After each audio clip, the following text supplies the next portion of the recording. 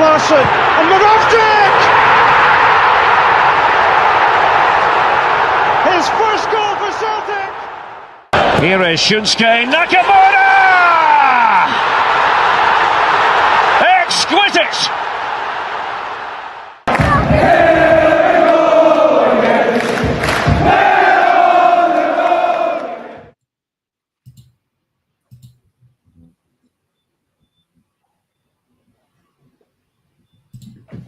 Good evening all and welcome back to the Celtic Unrestricted View.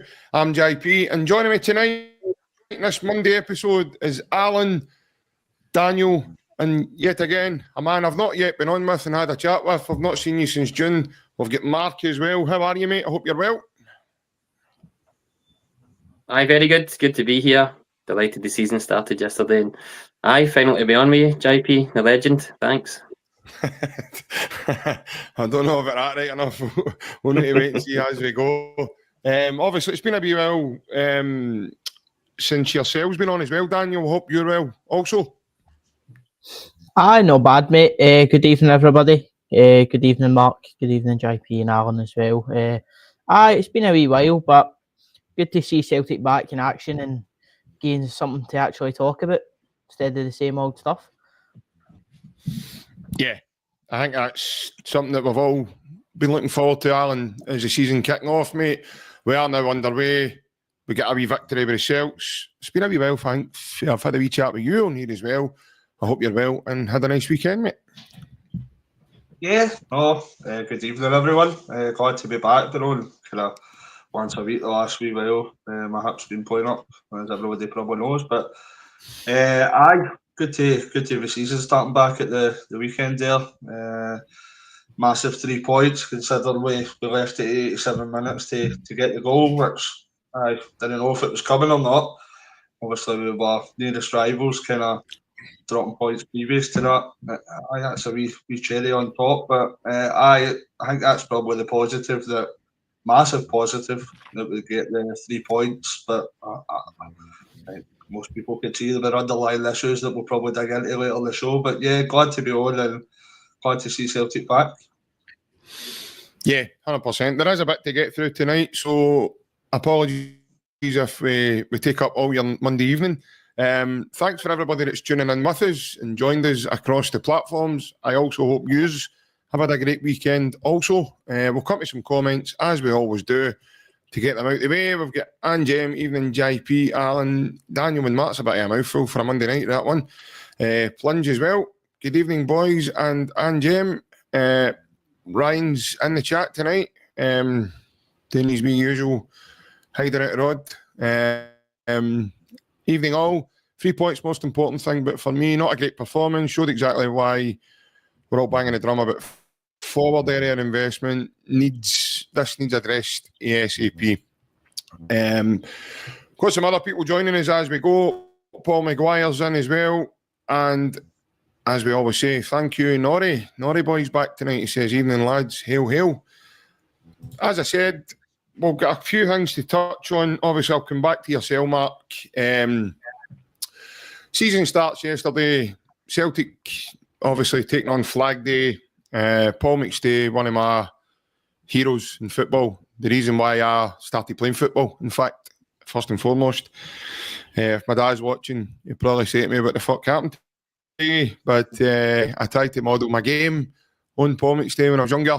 And I did all right to a certain degree, I suppose, but never to the level that the man himself that unfurled their flag yesterday managed to get to. And yeah, it was quite a meaningful day for myself just to be there and see the man in the flesh again. It's been a lot of years for I last seen him in a Celtic jersey, so it was really good that way. Obviously, as Alan touched on, Celtic scored late in the game. We'll touch on that as we go. But for me, that didn't cover all aspects of what happened yesterday as well. I thought deservedly Celtic won the game. And obviously, it did take a wee bit longer than we first anticipated, though. But what about yourself, mate? In terms of your own thoughts in the game yesterday, how did you feel the game went, first and foremost? Yeah, and it was great to see Paul McStay. I'm the same. He was my first hero at Celtic, him and John Collins. So brilliant midfield. maybe not in the best of teams at the time, early 90s and all that, but he stays a legend, you know, epitome of the club, a gentleman as well, and just a wonderful football player. For those that are maybe not old enough to remember him, just look at some of the highlights, some of his passing. He was a player with finesse and just a loyal Celtic man, you know, not many like them. So it was great to see him, and it was befitting of him to raise the flag yesterday, title 55. Yep. So, but then on to the game, it was a bit tense. It was. I thought St Mirren set up well. I thought they would. They gave us a similar game towards the end of last season, and Robinson's done a good job there. You know, he mentioned at the beginning of the game that the last 3 years, it's only them, ourselves and Rangers have been in the top 6. So that's a testament to the side that St Mirren are. However, it was a wee bit fraught, and thought Scales played well for a start. I was surprised that he started, actually. I thought Trusty would get the nod after the pre-season games. But Scales came in and he done a good job. St Mirren were all right. They didn't have too many chances, but he dealt with everything well. And then I thought Tierney started really well. And I see that it wasn't an injury, it was just maybe a wee bit of fitness cramp that Rodgers was saying. So that was fine with that. And the team, to be fair, I thought we played all right. I've seen plenty of kind of beginning of the season games that you're a wee bit rusty. I'll go to the 2 chances that Maeda had.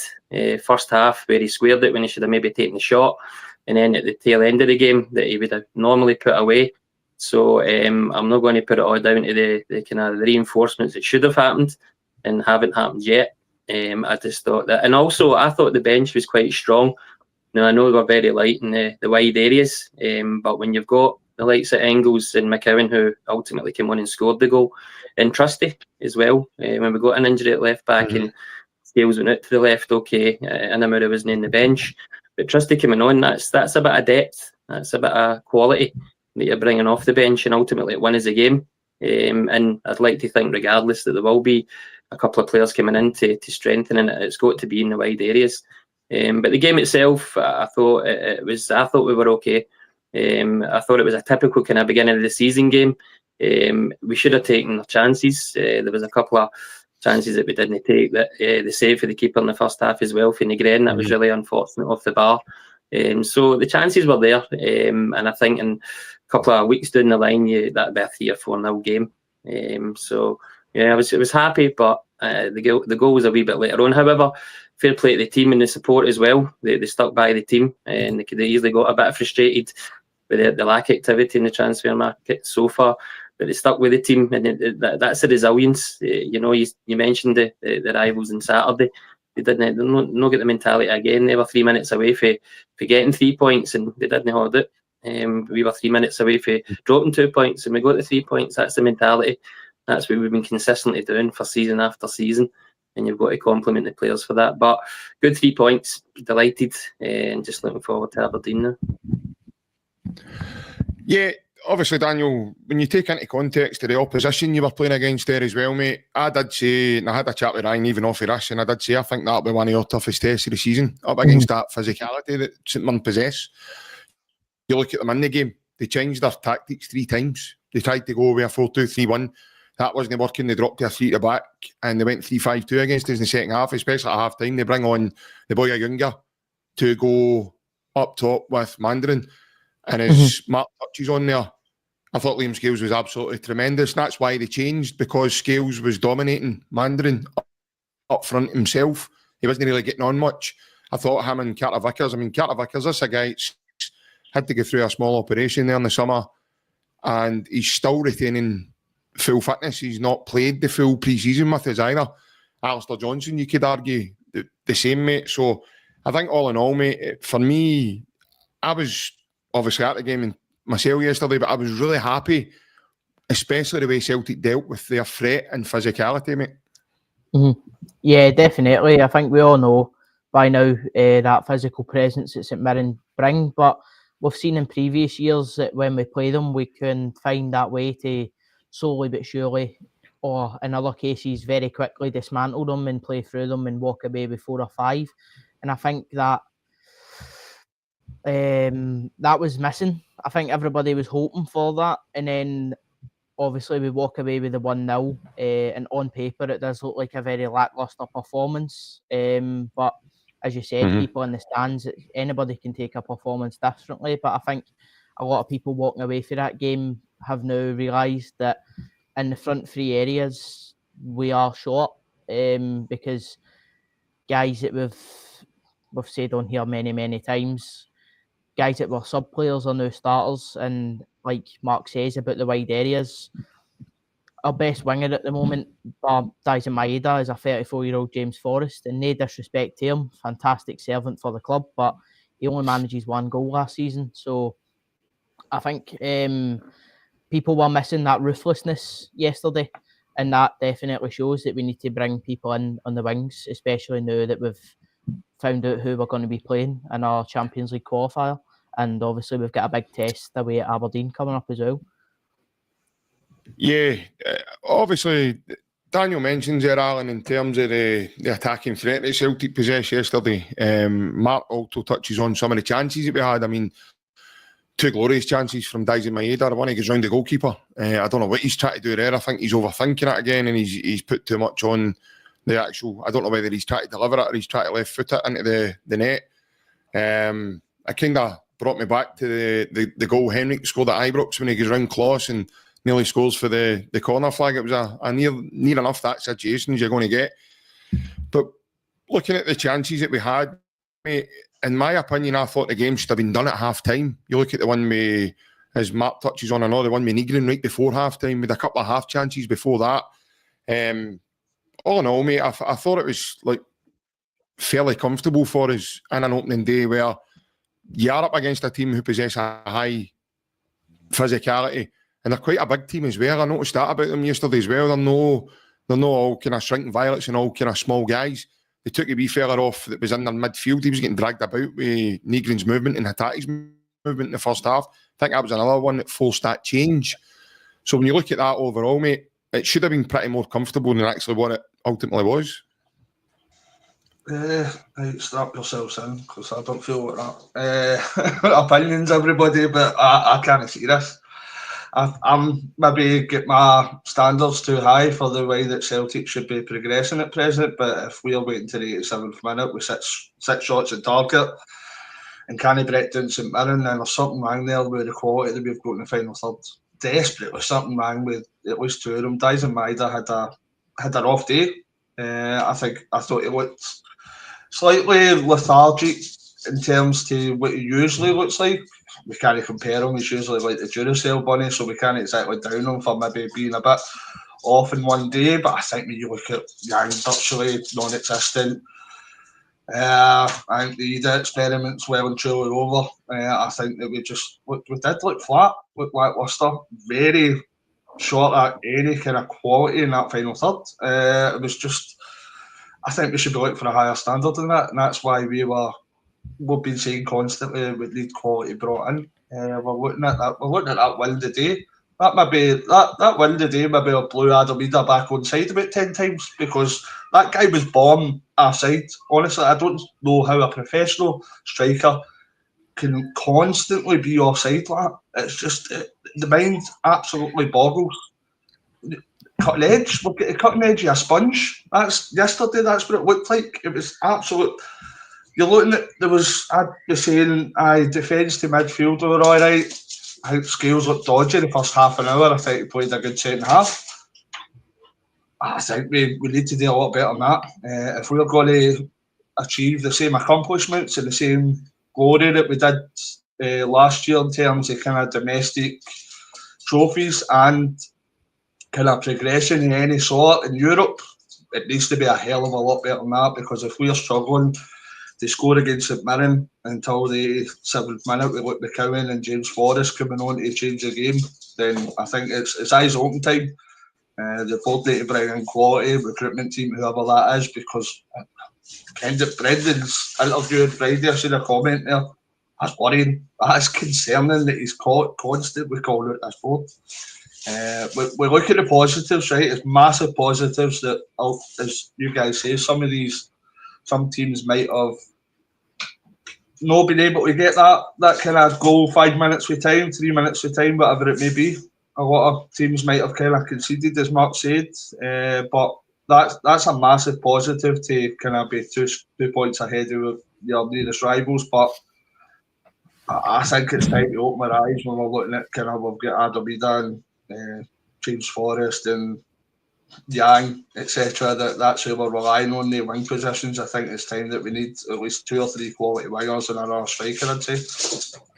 That's my opinion.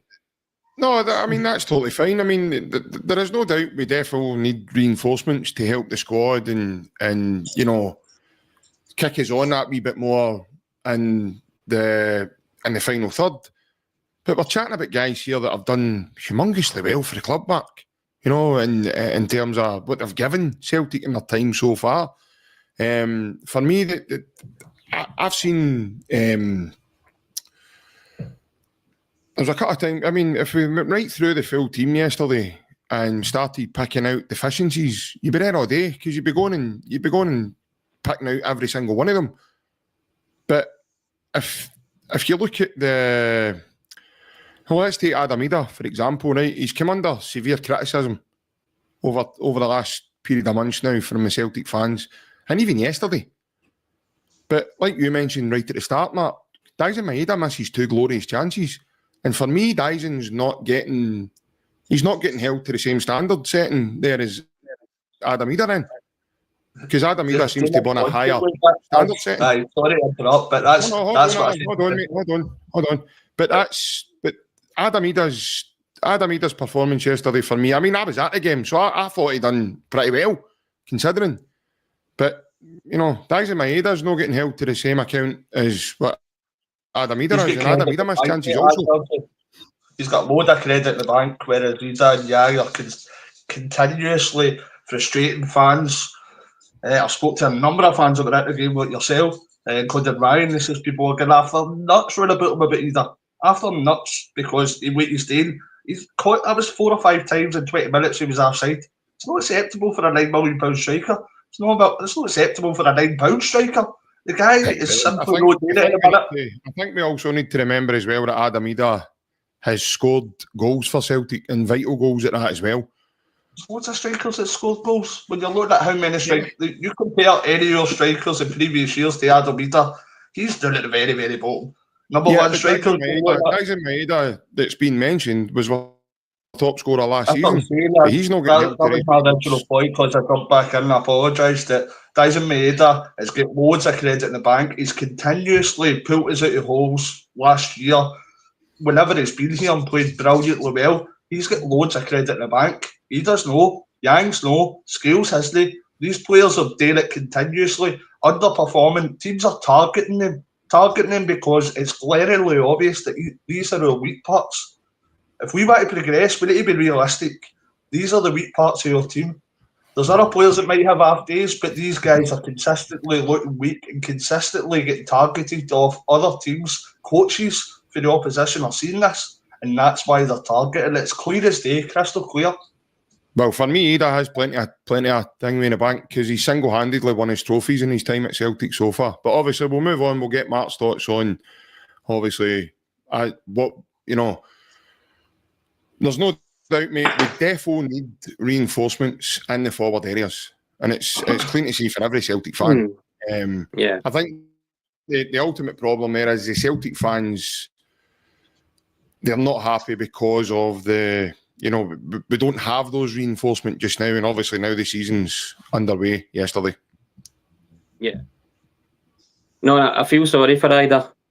His price tag's got a big issue with the kind of criticism he gets. Just now, he's not good enough to be the starting Celtic striker at the moment. I don't think he ever has been in his time at the club, but he has been a player that's contributed massively to the club. If I was to say to you that Celtic were linked to a £10 million striker, that last season scored 20 goals in his domestic league. He wasn't a starter for half the season, and he scored 3 goals in the Champions League. You'd be really excited. But that's Idah's stats. But he's struggling. I think he's very low in confidence at the moment. You'll sense that the support don't like him. Rodgers came out and said that he played well yesterday because I think he has to just try and give the guy some confidence. But the club's left themselves in a position where they've not replaced Kyogo. So he shouldn't be the starting striker at the moment. But he is. And that's the situation. And he wasn't great yesterday. He spells he was good. He was unfortunate with his chance. It was kind of he done well to get the chance in front of goal, but he should have finished it.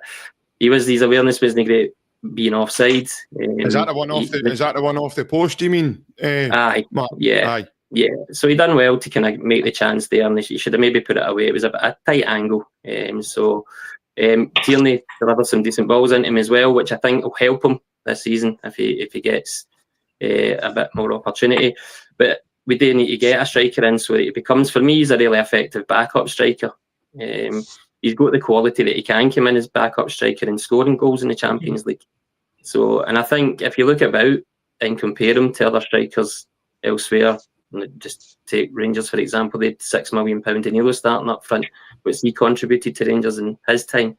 So that's the market we're in. Majowski went to Girona last season, scored 2 goals, £7 million. So who are these 8, 9 million, £10 million strikers that Celtic are missing out on, and they're going away and they're scoring more goals than Idah. But the recruitment's put us in this position. So we should have had a better striker in. He should be number 2, Yamada should be number 3. But I think at the moment the fans should just get behind him. We know he's not good enough to be the starting striker. But the club need to sort out the recruitment side of it so that he can help the guy, or maybe try and recoup the money that they paid out on him. Because I just don't think the fans are it's the £9 million. See, if he was £5 million, we wouldn't be talking about him today. But maybe have a discussion around the chances that he missed, similar to Idah. But it's because he's £9 million. The fans feel that the board overpaid for him last year, and he's not been worth that. So I think that's the real stick. Can I just ask you something, Mark? There was a kind of a wee kind of hate in mind when you watch Adam Idah as maybe his attitude, I think. Right? This is just my opinion on the matter. Yeah. But you see him, even it happened yesterday at the game. I think Celtic had the ball at the halfway line just after they gained it after a Celtic attack. Idah was still about 10 yards offside when Celtic were trying to play the ball into the final third and just walking back. Now, that attitude, we usually see that the rest of the team have all ran back and get back into being in onside positions, whereas Adam Idah just saunters back 10 yards offside, no care in the world. And I just see when you watch that, I find that extremely frustrating when you see that in a player, because I think the bare minimum a Celtic player should be that 100% effort. And when you're seeing that happen, and it's happened a few times, I don't know your thoughts on that kind of matter. Yeah, it's not something that you like to see. You want your basic requirements fulfilled, but I've seen Marcus Rashford do that for Man United, and he gets 350 grand a week. I think you need to be realistic as well and understand what football's like and what players are like.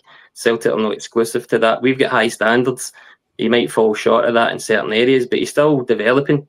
He's still a player that's coming through. His stats are still backing him up. He's no scoring goals. He's no scoring goals in the Champions League. He's scoring goals and he's been predominantly a backup striker. He's not really had a run of games as a first team striker. Maybe he's probably not merited it either. But that's the areas of his game that he needs to improve. But it's again, you watch the game on Saturday. If you watch that game, there was about 5 or 6 of them. The manager had to come out and go through them after the first game of the season because they weren't applying any effort. That's your rivals. So I'm always one for comparisons. I'm not one for just jumping on a player. He's got flaws, but every player's got flaws. You talked about the deficiencies in teams. Every team's got deficiencies. Every team's got weak players. We can't have 11 strong players every single week. That's no reality. No team has that. Maybe PSG at the moment. That's maybe it. I think our number one striker should be that. Our number one striker should be that focal point. It should be that player, like we've seen before in years gone past with Kyogo, with Edward, with Dembele, with Griffiths, with Hooper. That should be a focal point. That should be an area that should be we're concentrating on more, whereas the board have neglected it, shall we say. And I think that what I'm seeing with Idah, for me, it's not entirely about his price. It's that effort. Even if somebody crossed, Anamura costs 250 grand, I would still expect him to give everything he's got in that pitch. Whereas sometimes I see with Adam Idah, I don't know if he's completely doing that. My opinion alone, everyone's entitled to that in some of the comments, but sometimes, no matter the price, I think you should leave everything out in that park. The whole effort. We Celtic fans are kind of paying to go and see, paying for whatever. The bare minimum should be given 100% for me. Yeah, well, obviously, Daniel, the thing is, yesterday, Nygren done something yesterday, and it landed in one of the St Mirren players' feet. I think it was the boy O'Hara. And Nygren gives the ball away. Now, the absolute doing, like Alan spoke about, like I've seen on social media, that Adam Idah took, even for in about me yesterday. And then I seen Nygren doing that. I actually turned to one of the guys in the game and I went, by the way, see if Engels done that, you'd have tried to jump on that park. Because Engels gets absolutely crucified for the same thing. And he's still getting crucified, you know. So I'm a bit like Mark that way. I try and kind of give people an opportunity and give people a chance. And I don't like to jump on the players because, listen, I've said it millions of times on here, they're all doing something that I'm not. So I'm just here to give an opinion and see how I feel on the matter. But when you look at Adam Idah, and by the way, I'll say the now, I do agree that he's not good enough to be our starting striker. But as Mark says, Daniel, that's the position we're in right now. And obviously we need to deal with that. Yeah, definitely. I think the biggest frustration with everybody is the fact that how good Kyogo was. And then obviously we spend that extra bit on Idah and he comes in and he's a backup and he does well as a backup. And then obviously Kyogo departs and then Brendan says to him, right, here's your opportunity to show me. And he comes out and says in the media, oh, I'm going to take a hold of my chance. And he doesn't do it. And then he's not good enough to be the starting striker because he was handed that opportunity. And then obviously Maeda was then put through the middle. He is our starting striker. He backed that up with the amount of goals that he scored playing in that position. Idah, like Alan says, there's just something missing there. Like his first touch, I don't know how many times we've seen him go for a first touch and it's just ended up miles ahead of him and he loses the ball. Obviously these guys are in a much better position than all us. That's why we're on here talking about it. But any professional football player should have a good first touch, and Idah just doesn't have that. Like he picks and chooses almost. I'm not saying that'll be the headline, but it's as if he's picking and choosing when he wants to turn up. And if you're a Celtic starting striker, you need to be turning up more than you know. And we can say he's scoring goals, but in this pre-season, his presence is just not there. Like, because I was similar to you, and I was saying even towards the end of last season, I hope he can do well. And then Maeda comes and just blows him out the water. And he doesn't fight to get back in. It's as if he just accepts it and just goes, all right, I'm all right being the backup. And then surprise. We pound Big Dessers across the water. He was top goal scorer. You know what I mean? We're pounding him for being rotten. But he's top goal scorer, so we can't know everything comes down to goals. It's your overall play and your overall contribution. That's the most important thing as a Celtic striker. Well, for me, that's something you can't argue, baby. Adam Idah, you cannot argue with his contribution because, like I says, you talk about Dessers there, right? For me, the two differences between the two is Adam Idah scores goals that decides where titles go and where trophies go. To me, Dessers doesn't. Dessers scores against teams like Falkirk, Livingston, and they don't win trophies off the back yet. Right, well, hold on. We're not going to start pinting, jumping in, and we need to let one person have one person talk, and then we can have our own opinions after that. But this is I can feel this is going to end up becoming a rabble. I know we all have different opinions, but we all need to give each other a chance to say what we're saying. I understand you're obviously unhappy with Idah, I get that, and I get the frustration with him. I get that you probably feel he can do more. We all agree he could probably do more. We're not seeing that just now, and I think that's the frustration. But for fans to sit and say that he's not doing enough or he's not done enough, to me, I just find that bizarre, considering, like Mark says, his stats do back up his he's done plenty for us in his time that he's signed with us. And he scored goals in the Champions League, by the way, in his first season with Champions League football under his belt. Kyogo was with us a couple of years and only scored in the Champions League for the first time last season. As much as Kyogo was tremendous. Exactly. No, I know. And Rod Douglas played in the UEFA Cup. That doesn't mean anything either. But like I say, oh, you go. No, I was just going to say, but we definitely have got more to get through than just Adam Idah's deficiencies for Celtic here. And Young. we've not even got there yet. He's in for it. But Mark, obviously you were going to say something there, mate. What were you going to say? Yeah, just the last thing on Idah. He was at the club when Kyogo was here, and everybody said of the opinion that Kyogo's a far better striker. For a full calendar year, Kyogo never scored away from home, whilst Adam Idah was scoring away from home. Especially 2 seasons ago, Easter Road, Tynecastle, Ibrox, Fir Park, and Kyogo wasn't scoring away from home. I think Kyogo's last goal in the calendar year and the first goal in a year was at Ross County. So again, another comparison where the guy was contributing heavily, especially 2 seasons ago when he was in loan to winning in the league and scoring goals. Rugby Park as well, the 5-0 game, probably one of his best performances. And Kyogo wasn't chipping in with goals at that time away from home for a full year. And Kyogo's never scored away from home in the Champions League either. Idah has. So it's okay, the guy's technical abilities can be questioned, but he's contributing. And it is difficult to replace. And I wonder if the board, it has influenced the board this summer with regards to 2 major signings that they made last summer and the criticism that they're getting for the support. You mentioned that JP Mirren made a couple of misplaced passes yesterday. He'll not get any abuse because he was only £2 million. Unless he doesn't perform over a serious amount of time. But if that was Engels yesterday, the fans would be on his case. No, I just highlighted that, Mark, because the guy sort of beside me was being either a doing, and he's Engels a doing as well when Engels plays as well. But it's the price tags. Yeah. And I get it. I understand you're looking for better quality with the more money that you spend, but that's not always the case. And that's what's happening here. And I wonder if the board are reluctant. I think they'll still sign players.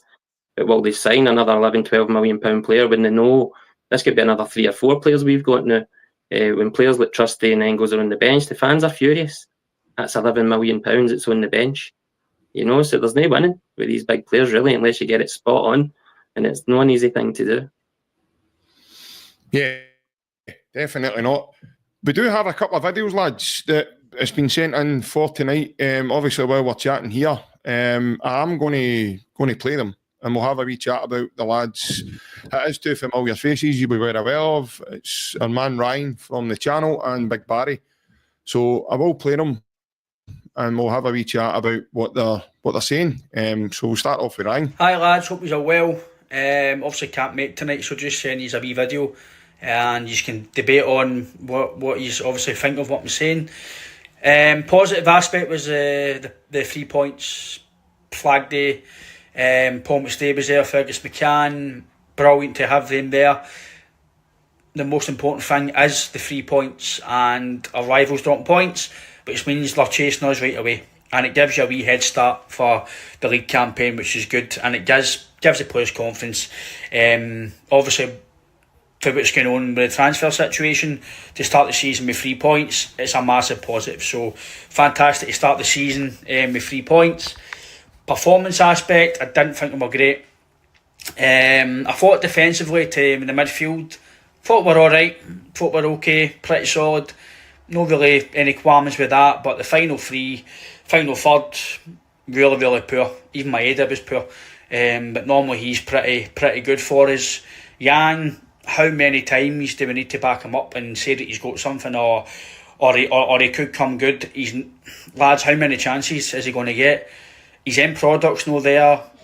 He didn't take a man on. He's always wanted to come inside, be direct, be a winger, take responsibility.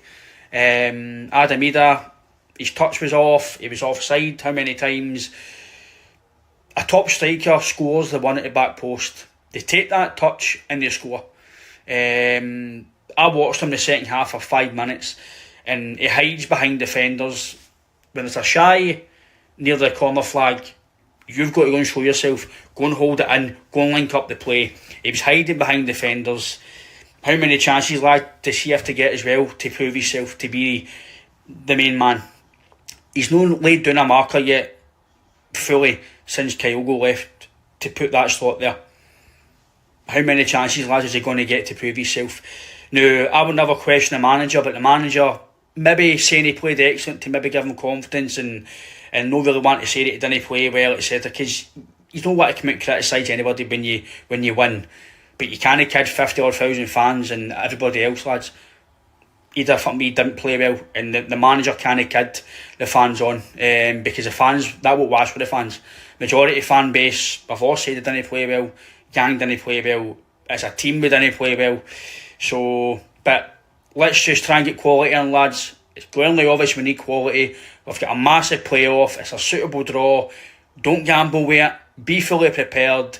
Spend a bit of cash. Get quality in and see where we go. But enjoy, lads. Hope that was alright. And I'll see you all very soon. It's probably the best thing he's done is cut his cell off before he's even finished talking. I think that's the first time I've ever seen him do that, lads, to be fair. We will go straight into the second video. It is Big Barry, and then obviously we can have a chat about the two videos as we finish up. Guys, at the Unrestricted View, hope you're all well. Thanks for sticking the video on. And it's about Sunday's game. You know, Celtic dominated, had most of the possession, most chances created. You know, Yamada misses a few chances, Adam Idah missed a few chances, but the spotlight since then has been on Adam Idah and the opportunities that he didn't take. Well, Dyson is just as guilty because he missed guilty chances too. So let's not focus on one person and treat them differently from the others. Adam Idah has been a fantastic servant to Celtic so far, from the minute he came into the football club. Now, we all have our opinions. Should he be the number one? Should he not be? Personally, I would like to see Dyson play through the middle, and that would mean Celtic need to sign 2 first-team wide players. Then Adam Idah complements the squad.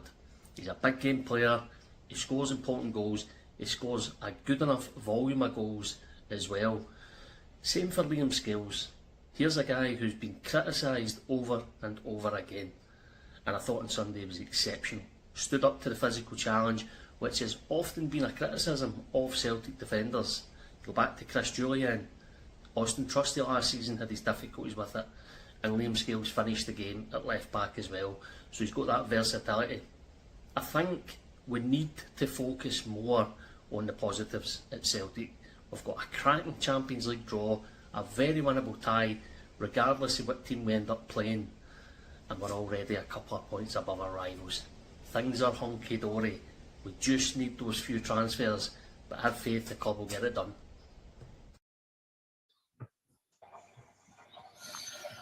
Yeah, so I think we're pretty unanimous here with, obviously I might have better off started with the two videos before we started chatting about Adam Idah, because that's been a big topic in both videos there with the two lads. But thanks to the two boys for sending us in the videos. Daniel, start with you, mate, because I feel as if I've not heard your voice for a wee bit of time with the videos and that going on there. So we obviously heard the two boys there. They're talking about Dyson, obviously, and Idah. There's no doubt, mate, we need reinforcements in the forward areas. Ryan also touches on Yang. And obviously his deficiencies there, and obviously what he's, you know, because in my opinion, Yang, we're at a point now where Yang, again, I think would be an able squad player. He's in the same boat for Idah as me. I don't think he's a starter. And we should be looking to get someone else in so that he can, unfortunately, drop out the team for Yang, but to gain a bit of quality for the team and get somebody else in. In terms of the lads, what's your thoughts on the two videos you've just heard? I think both guys make very good points. And I think the big takeaway from both videos is this Idah thing is only a debate because we don't have the quality on the wings to be able to play Maeda through the middle. If you've got two strong quality wingers there, and we've seen it when we had Kuhn and Jota fit and playing, Maeda played through the middle. Idah was an afterthought. He was coming off the bench doing his thing, like we were saying. He's a good squad player, but he's not a starter. So now we're in a position where we don't have that quality on the wings at this moment in time to play Maeda in the position that suits him best. And that's why fans are so frustrated, because Idah is, for me, this is just my opinion, a squad player. Like he's coming in and he's having an incredible impact, but as starting, he just always has to seem to have that wee bit missing for a starter. Whereas you've got Maeda who just kicks in, and then obviously Maeda starts and he does have a couple of blemishes the other day. But like Alan says, he's deserved the blemishes because of a fantastic goal scoring season. So I think both guys are spot on about the defence. I think we showed very, very strong defensively.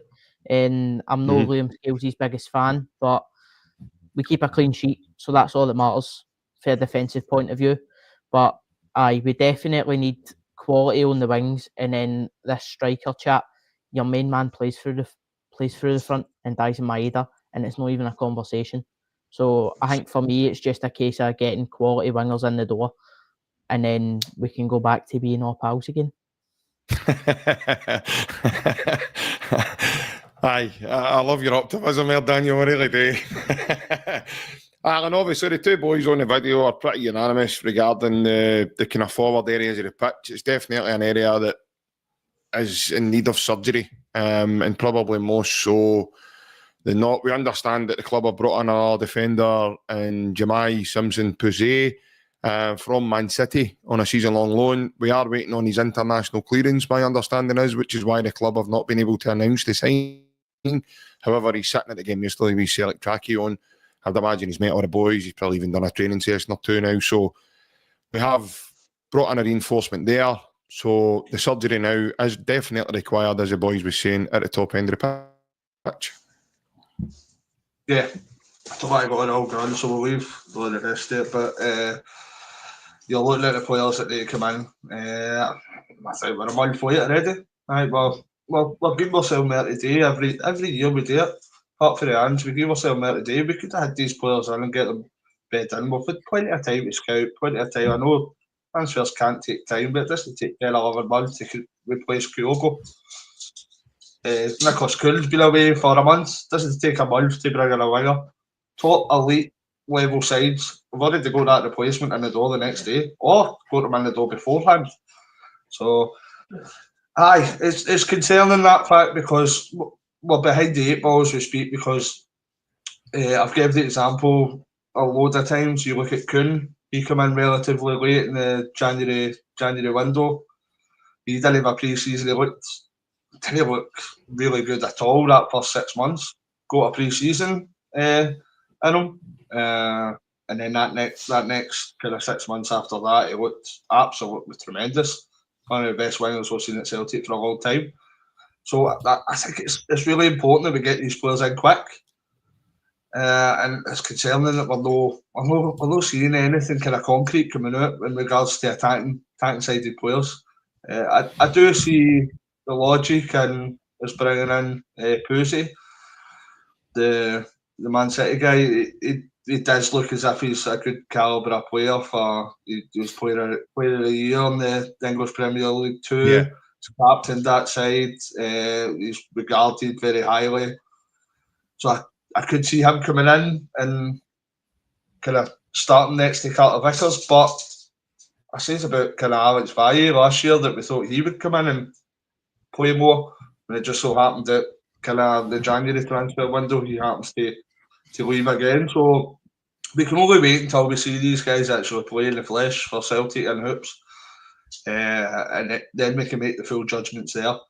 I don't even think there's a lot of kind of chat about how much money we're going to spend.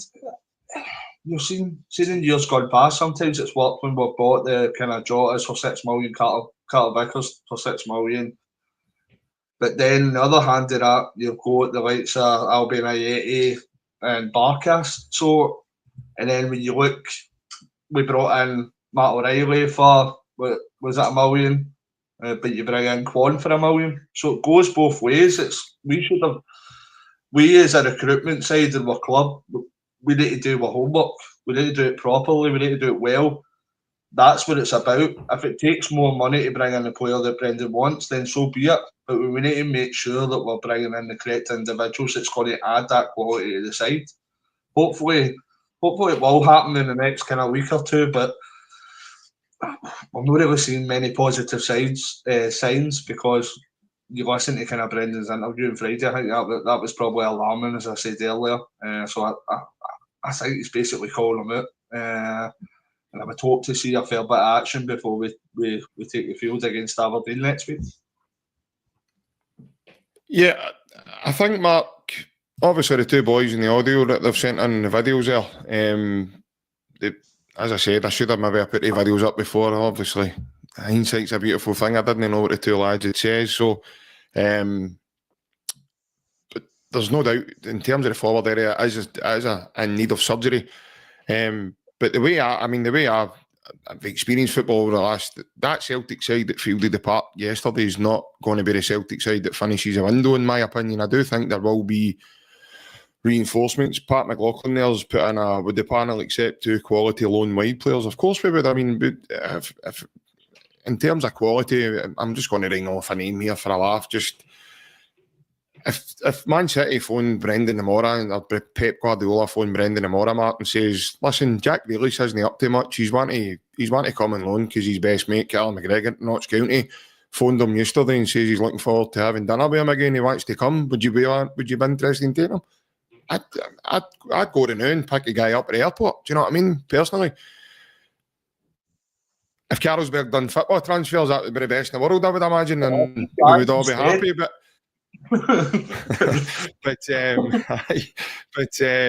like I say, I mean, unfortunately, football transfers doesn't happen that. But if it's 2 quality, I mean, if it's 2 guys who, let's just say, for instance, maybe a Liverpool player, a Chelsea player, they're not getting a game with Chelsea, but they're in their squads.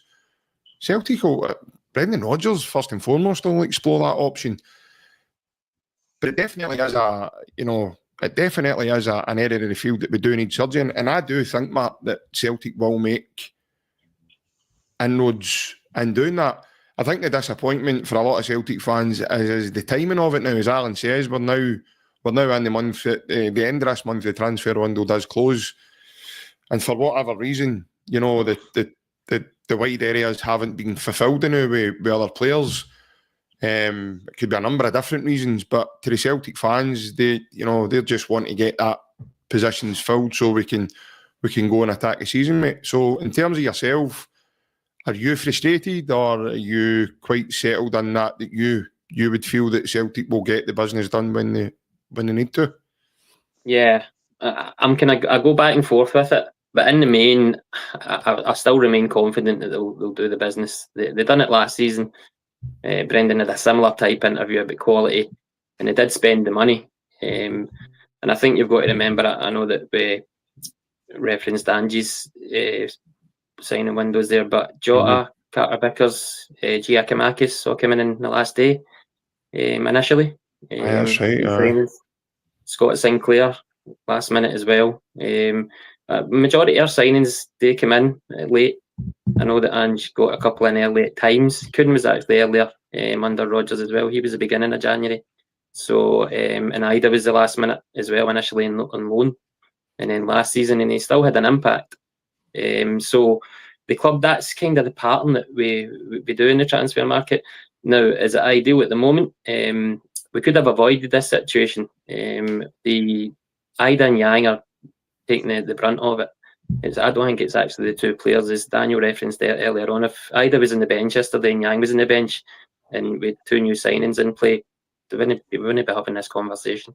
However, if it is a strategy again I know Jack Grealish is an example, but that's not so much him, but that the English window, we don't know what's happening with that for a couple of weeks. Ins or outs, and hopefully we don't lose anybody else. And I think signing the boy for Man City is a good sign, and Brendan said that there'll be no other activity in the defensive situation. That's good that we keep Carter Vickers.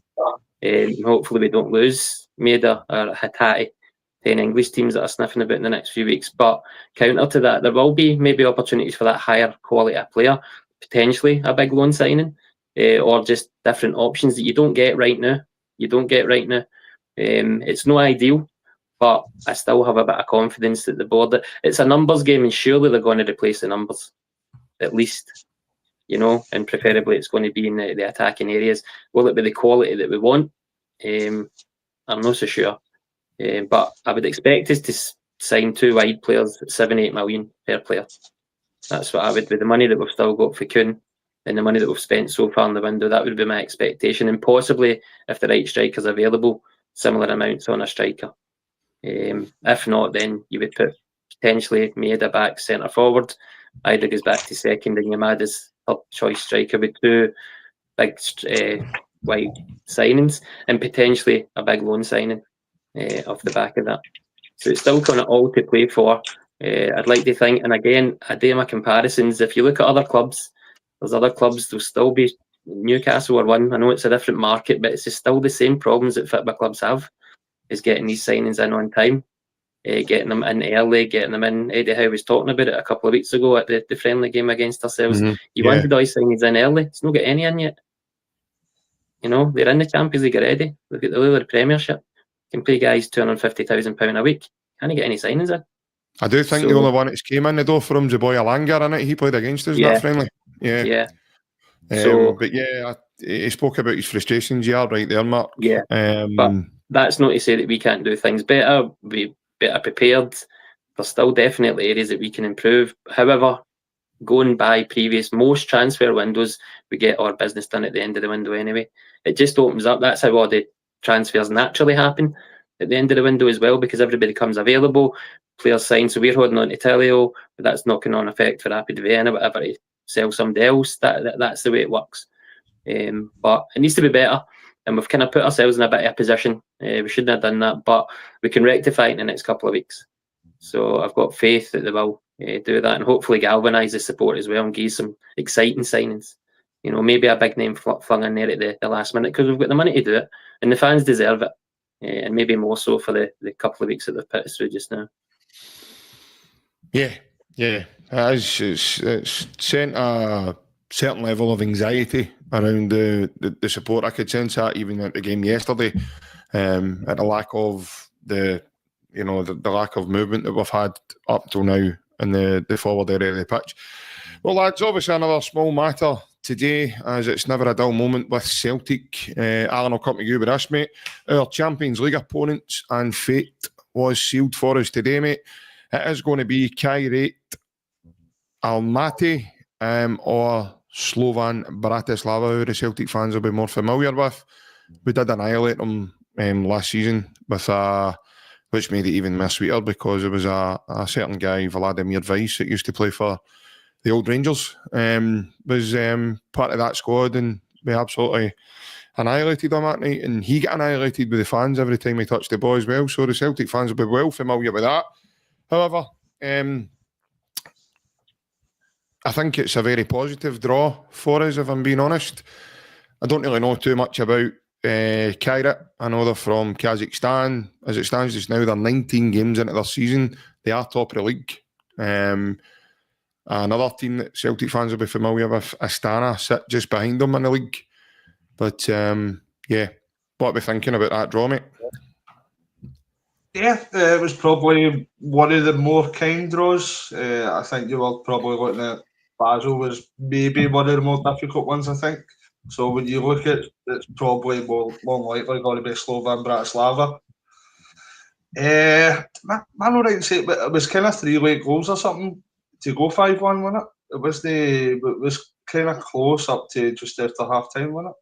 Can't remember. It was really tight, and then Engels got that penalty, and then their heads dropped, because I think Engels, no, it was Scales' header, in fact, was the first goal. And then it was Engels' penalty. Yeah. And then, I think you're right. I think there was 3 kind of bang rapid fire goals were from Maeda, Idah, and Bruce. Well, they went 3-0 up, and then they went 3-1, and it was 70 minutes and 86 minutes. Yeah, so it Engels' penalty made it 3-0. That's right. It was comfortable enough with it. So it's probably the travelling as well. When you look at the likes, we could be going to Slovakia or Kazakhstan. That's kind of midweek before we go to Glasgow derby. You're going to use your full squad there, and that probably relates back to what we've been speaking about bringing in the kind of the necessary quality and numbers, as Mark said earlier, to kind of deal with these European ties and the domestic side of things that we're going to have to deal with. So, yeah, it's definitely a winnable game, a winnable tie. It's definitely achievable. We've seen that we're already more than capable to come up against them. I'm sure they'll have kind of a few different players, just as we will. But yeah, it's a game that Celtic should be going into kind of full of confidence. As one that I think that Celtic will get into as favourites for the tie. So yeah, very happy with that, because I think there might have been another couple of kind of tricky ties that was possible in that draw. So I think the most likely Slovan Bratislava, and I think that we should be able to negotiate that, I think. Yeah. Obviously, Daniel, like we says there, it's Celtic were seeded in the draw as well, so it wasn't going to be that high end of opposition. But going into that, I mean, I think most Celtic fans today were fairly positive, mate, with the outcome. Yeah, definitely. When you look at it and who we could have maybe got, I think if you want to pick two, it would probably be between the two that we've got. But listen, man, we've seen it in previous. Nothing's a given, but I do feel like if we were to do it, then it would be quite reasonable, because obviously our first game's at home. We know, I think most likely we are looking at Bratislava to be the team, but again, you never know. But we know about Bratislava, but I think the wee underlying bit of anxiety within the fans, if it is there, might not be, if it's not fair enough, but a wee underlying bit of anxiety is just probably that front three. But listen, as long as we do our job and do our business, we'll be kicking Champions League football. So I think it's a favourable draw, and I do believe it will have it in us to go through. But if we don't, then it's a bit tricky. Yeah, Mark. I seen a transcript today, Mark, from a quote from the weekend's interview with Luke McCown. Obviously, Luke scored that goal for us yesterday, and Luke says if we were playing them on Wednesday, all the boys are already fired up for it. You know, it doesn't matter, you know, who the opposition is. They're looking at that and they're wanting to get their teeth frightened about that. So certainly for a Celtic fan perspective, that was really nice reading that and seeing that, because I'll never ever doubt this Celtic team, because the amount of winners that we've got in the team and what they've demonstrated over the last decade for us as a team. So when you hear that coming out the dressing room, mate, and you know, I did say even on here, and people might think I'm crazy or, you know, whatever, but I did say I've even without the signings of another couple of winners going into that game, I'm still confident in the team we've got just now in order to negotiate that tie. Because, not being disrespectful, I just know what our guys are capable of. Now, that's not to say that between now and then Celtic are only going to bring somebody in. They've already brought the big boy Puzzi in since I said that in the first place. So we don't know what dynamics he's going to bring the team. So he could be a different type of player from Liam Scales and Austin Tuesday and Dane Murray and even Cameron Carter-Vickers himself. We don't know that yet. And if I did, I would be giving you a lot of the numbers as well, lads. But what I would say is, you know, we definitely need signings in. Definitely, we need a bit of help. But going into that draw, mate, what's your thoughts? Because for me, when you hear Luke McCown saying that, if that's coming out the dressing room, mate, that's music to my ears. Yeah. No, I think it's a favourable draw. However, I wouldn't play down the tie at all. It's a high pressure game. Champions League qualifiers. These games are extremely difficult to negotiate. Rangers beat off Dynamo Kiev last year. Beat off Malmo a few years ago, and we've had our troubles against teams like Ferencvaros, Athens. So it's really, really high pressure games. And I think it was Dermot Desmond that did an interview a few years ago, talked about that, about how that's where clubs the buckle under the pressure because of the riches that ensue with the game. So, and I know that we beat them comfortably last year. There's 4 players that scored against them that are still at the club. I wouldn't be reading too much into that. However, you're right, we've got a nucleus of a squad that have got good Champions League experience. We've been in the Champions League the last couple of years. There's players that have now got a good number of games at Champions League level under their belts, which we didn't have 2-3 seasons ago. So although, yeah, we should have strengthened and not taken the risk as such here, and we could still strengthen before this game. We've still got the nucleus of a squad that can play, that have got results at a good level in the Champions League. We've enhanced the left-back position as well, and brought Tierney in, who was playing in the Champions League himself last season at the latter stages.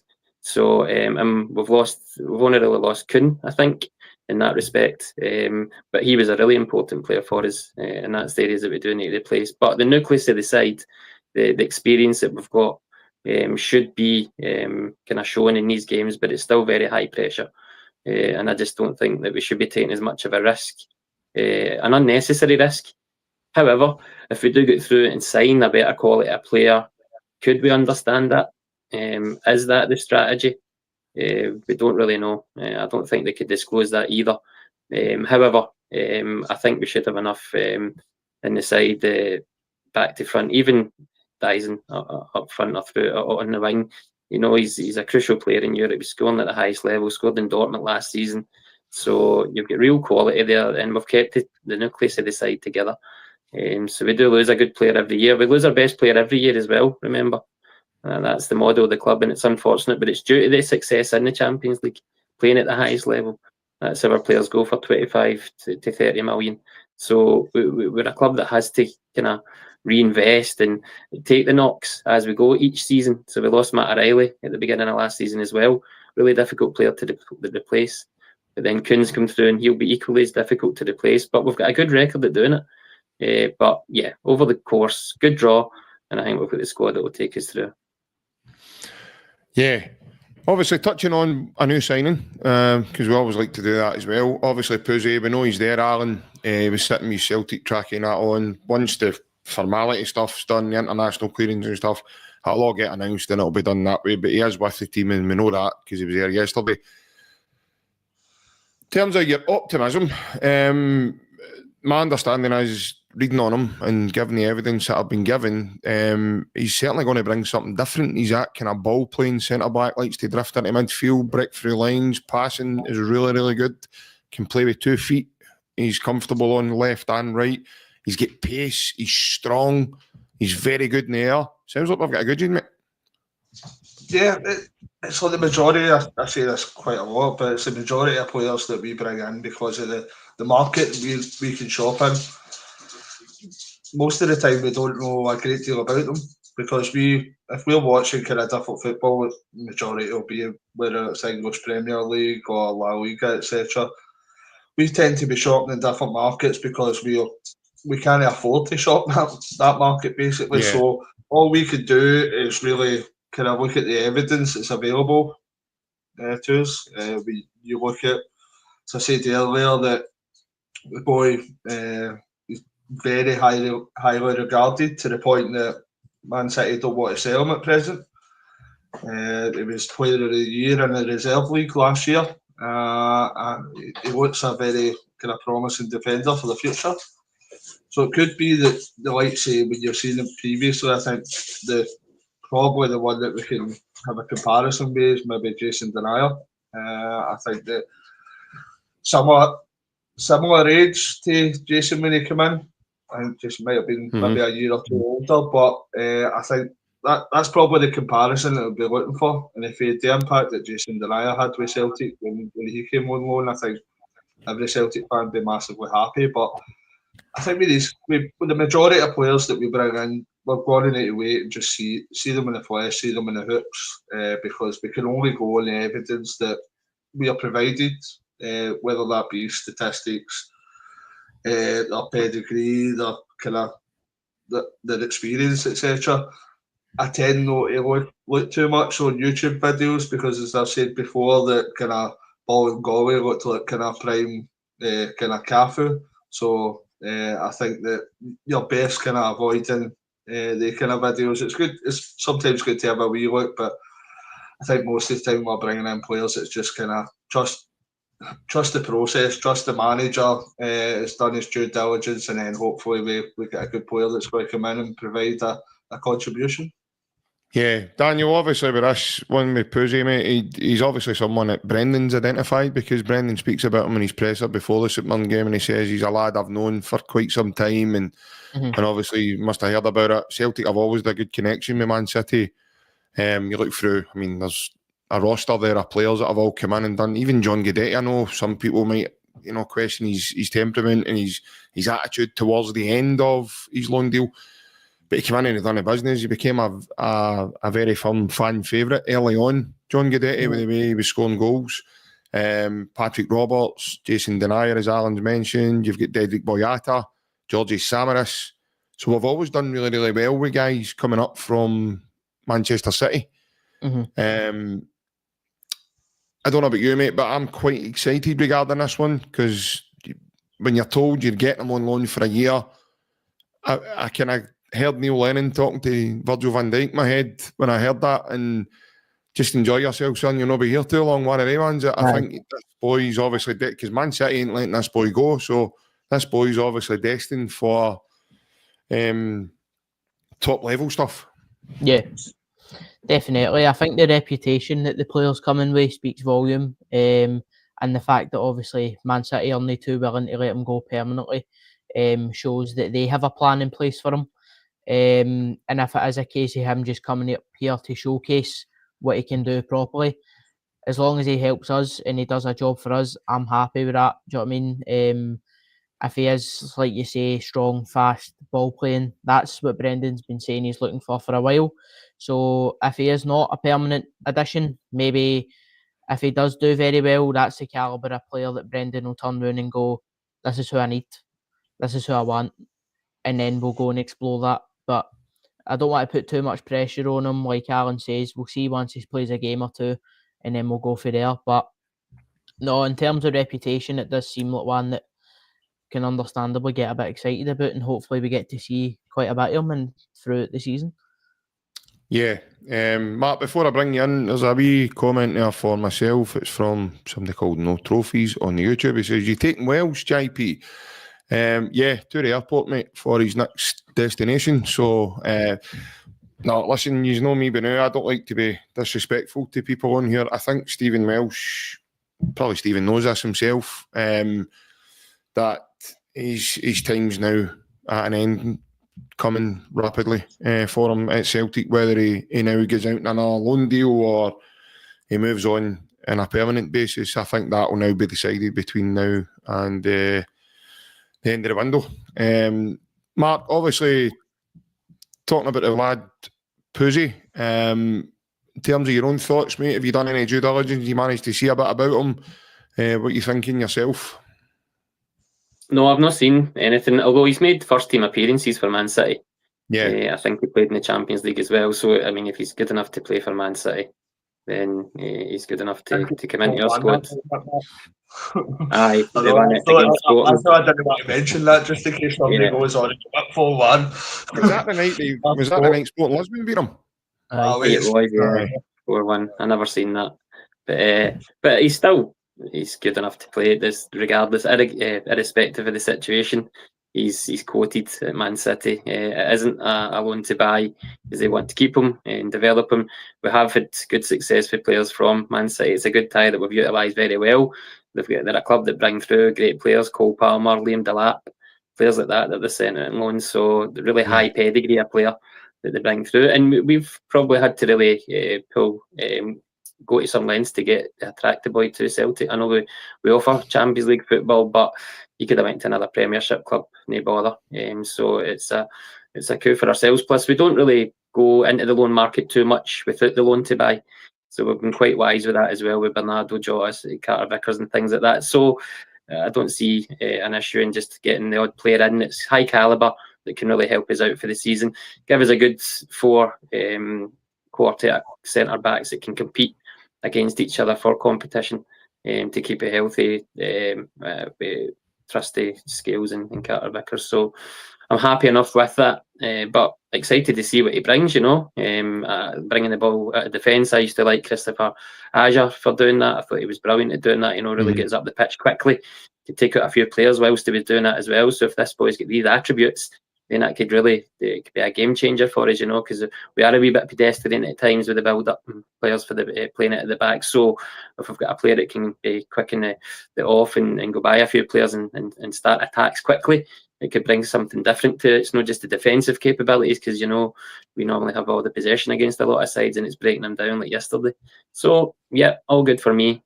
Quite a sensible move, and hopefully it keeps our funds for other areas of the side that we need to enhance. So yeah, or maybe JP, it's a pal for Grealish when he comes up here.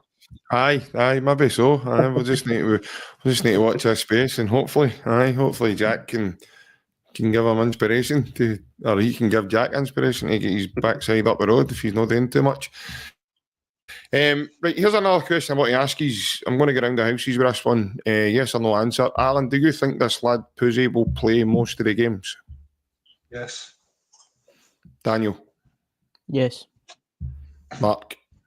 No. Right, okay.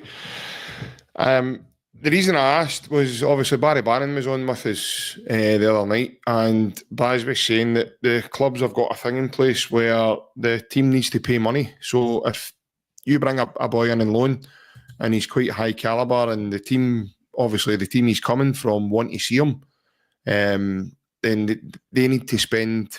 So you need to pay. So if Celtic don't play him, just say he doesn't play. Stipulations in the contract. Yeah.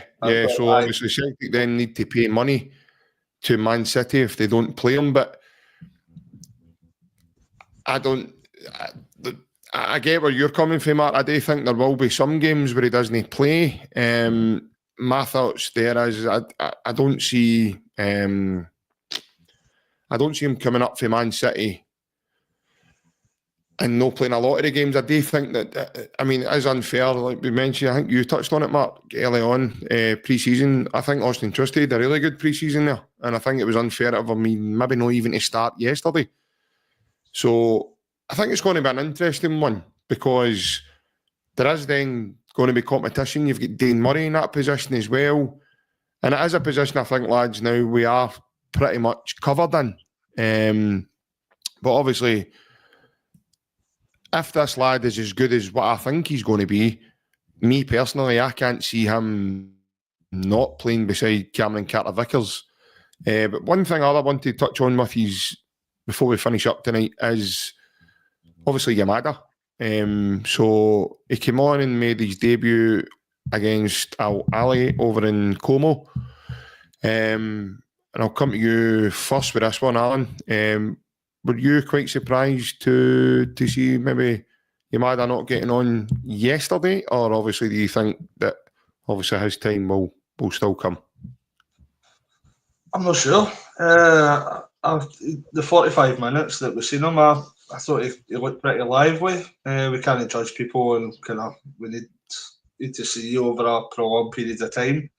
Mm-hmm. But there is some red flags. I think especially the Brendan interview when he came in, he says, I'll need to wait till he comes in and I'll assess him. For me, right away, if Brendan's not had a chance to kind of approve that, I'll at least have a look and see what it's like. Should be assessed before they come in the door. And I know that kind of Kenny got on, but maybe it is what we spoke earlier about kind of short window. But for me, if Kenny's on the way out the door, we should want to improve our own players. If he's going to be a part of the squad going forward, if he's going to be an integral part of the squad going forward, he should be coming on when we're looking for a goal, especially kind of that time when it's went goalless for so long against St Mirren. Personally, I thought the first option would have been Yamada to bring on, but I think there is a few red flags coming up, especially with Brendan's interview, and then maybe no bringing him on and using Kenny instead of him. But only Brendan will know that. It's just us to kind of we're always surmising what we think. But it's surprising, but only time will tell how this situation is going to unfold. Yeah, because obviously Daniel, Brendan's he's certainly no. He's no shy in throwing us a wee surprise now and again. And even with that game yesterday myself, I thought Yamada would have come on. I thought because of even looking at him in that 45 minutes, his pace just alone, I thought that might have caused St Mirren one or two problems. I know Johnny Kenny's a bit more sturdier, isn't he? He's a bit more, looks certainly stronger, maybe knows certainly he's fast. He's not shrinking violet when it comes to running, but he's not the fastest either. No, certainly for me, I was a wee bit surprised with Yamada not getting off the bench, but my only thoughts is I know it's early in the season. Maybe there's still time for him to come on, but I thought he could have got him on and used his pace yesterday. Yeah, definitely. I think a few people would have been surprised that we didn't see Yamada come on, but I think maybe it is a case of short window with Johnny Kenny, or even the fact that we've seen in pre-season when Johnny Kenny's been playing through the middle, he's kind of that target man. And obviously St Mirren were chopping and changing their tactics quite a lot. So it could have just been a case of we're chasing a goal here. Let's just try and get the ball up. Because obviously Johnny Kenny carries a bit of physicality about him. Let's just try and get the ball up there to him and see what he can do. But I wouldn't be too panicky about Yamada. I definitely think his time will come. But for me, it could just be a case of short window. But also maybe a wee tactical thing there with the long ball kind of going for it in the later minutes. But yeah, I think Alan does touch on it. There is a couple of wee slight red flags early doors, but I think we'll just have to wait and see. But for me, I think it's just a case of we're looking to move Johnny Kenny on, and that's why he's played that wee cameo appearance. Yeah, obviously, Mark, as we know, there's been links to Bolton for Johnny Kenny. There's been things coming up. Yamada's just in the door. So my thoughts are leaning towards there's certainly going to be plenty of time for Yamada to showcase what he's capable of. I just thought in that moment when we needed a wee bit something different to maybe help the forward area and inject a wee bit of pace, I was actually surprised that he never got on. Yeah, I was slightly surprised just after he looked quite sharp in the pre-season game. But I think I can only put it down to just the fact that he's just signed. I think he is signed as the third striker. Whether that be we sign another striker or Maida goes into the striking role if we get the wide players. So, and I just think that Kenny's been in the squad for the pre-season, and he was just the option yesterday because he's just literally joined us. I'm hoping that's the case, and I think it is the case just with the logistics of the move and things like that. So he's just in the door. But I thought he would have been a better option. He looks technically better than Kenny anyway, for what I've seen just briefly. So I would have preferred him to come on in that way. But Kenny's better way, kind of balls over the top, and they were kind of packed yesterday. Yamada looks like he's got a wee bit more technical. If it dropped him and his feet in the box, he would have maybe shifted it better. So, but I'm hoping it's that. We'll see. We'll see in the next couple of games. But I'm sure he's been brought in as the third striker. Yeah, that's it, folks. We all need to wait and see. We just don't know what's round the corner for Celtic, and it's never a dull moment. There's always something to talk about. Who knows? When we come off this tonight, they might announce a flourish of wingers coming through the door for Big Alan to get his cigars out and chill out and get the flip flops that on. Money on a Stephen Welsh 5-year deal. That's just be absolutely like that, right? I didn't bother. There's two girls chopped off because he's still know that shoulder injury up on. But we'll just need to wait and see. Costume tomorrow will be a Celtic version of a Daffy Duck costume or something that they bring out on Twitter to sell, something like that. That's what I'm probably expecting, something like that.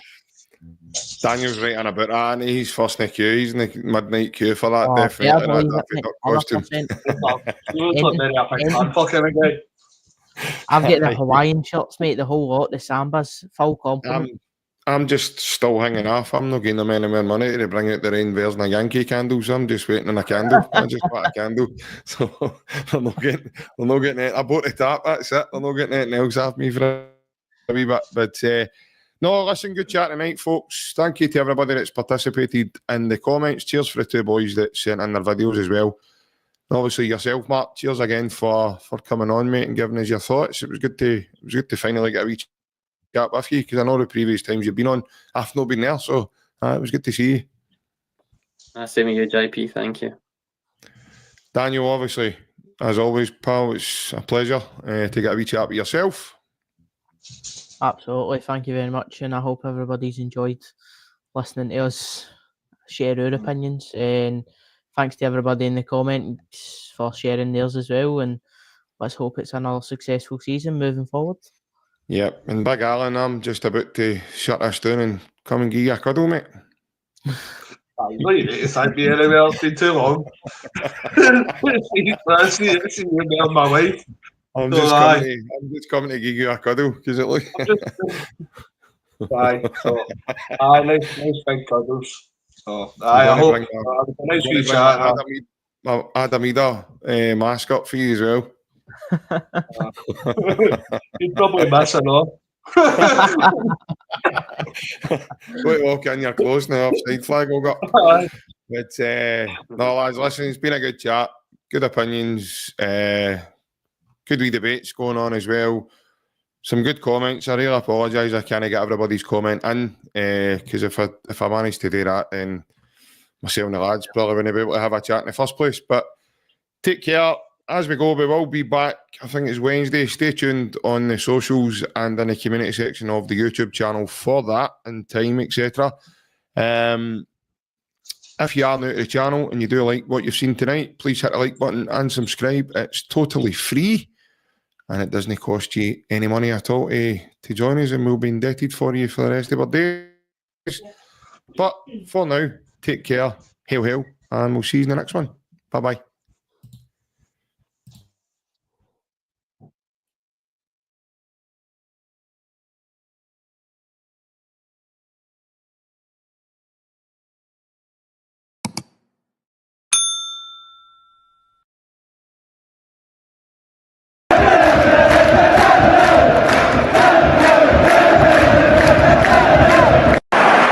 Sets up Larson here. Larson. Oh, he's in! Henrik Larsson! That is sensational! O'Reilly. How about that for a pass? Jota! How about that for a finish? That is Jota for you! In for Henrik Larsson. And Moravcik! His first goal for Celtic! Here is Shunsuke Nakamura!